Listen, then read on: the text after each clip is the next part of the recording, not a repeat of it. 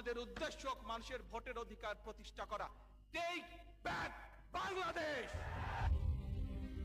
আগামী জাতীয় সংসদ নির্বাচনকে সামনে রেখে বিএনপিতে চলছে টানটান প্রস্তুতি। ইতিমধ্যেই 2 শতাধিক নেতাকে দেওয়া হয়েছে প্রার্থিতার সবুজ সংকেত। দলীয় সূত্র বলছে, দেশ জুড়ে মাঠ জরিপ, তৃণমূলের জনপ্রিয়তা আর শীর্ষ নেতাদের মতামতের ভিত্তিতেই তৈরি হচ্ছে প্রার্থী তালিকা। সেই তালিকা ধরেই বিএনপির ভারপ্রাপ্ত চেয়ারম্যান তারেক রহমান সরাসরি সবুজ সংকেত দিচ্ছেন সম্ভাব্য প্রার্থীদের।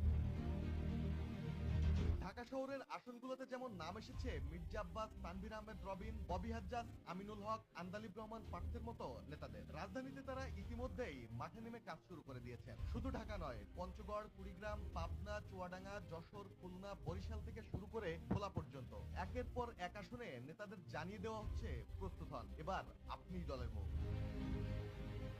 জীবন অবাক না করলে কে করবে? 28% মিল্ক ফ্যাটের অবাক করার সাথে ফ্রেশ মিল্ক পাউডার। জীবন অবাক করো প্রতিদিন। দক্ষিণাঞ্চলে হাফিজ ইব্রাহিম, মেজর অবসরপ্রাপ্ত হাফিজউদ্দিন আহমদ, জহিরুদ্দিন স্বপন কিংবা রকিবুল ইসলাম বকুলরা মাঠে ঝাঁপিয়ে পড়েছেন। উত্তরাঞ্চলে ব্যারিস্টার নওশাদ জমির, তাসফিরুল ইসলাম সহ আরো অনেকে ইতিমধ্যে নির্বাচনী কাজ শুরু করেছেন। তারেক রহমানের নির্দেশ পরিষ্কার, দল যাকে মনোনয়ন দিবে বাকিদের তাকে নিয়েই কাজ করতে হবে। কোন্দল বা বিভাজন হলে সঙ্গে সঙ্গে সাংগঠনিক ব্যবস্থা নেওয়া হবে। একই সঙ্গে বিএনপির ইশতেহার তৈরির কাজও চলছে খাতভিত্তিক টিম দিয়ে। অন্যদিকে জামায়াতও প্রার্থীতা চূড়ান্ত করে প্রচারে নেমেছে। সব মিলিয়ে স্পষ্ট, আগামী নির্বাচনকে বড় চ্যালেঞ্জ হিসেবে নিয়ে মাঠে নেমেছে বিএনপি। আর সবুজ সংকেত পাওয়া প্রার্থীরা এখন থেকেই ভোট যুদ্ধে নামার প্রস্তুতিতে ব্যস্ত। ডেস্ক রিপোর্ট, জয় জয় দিন।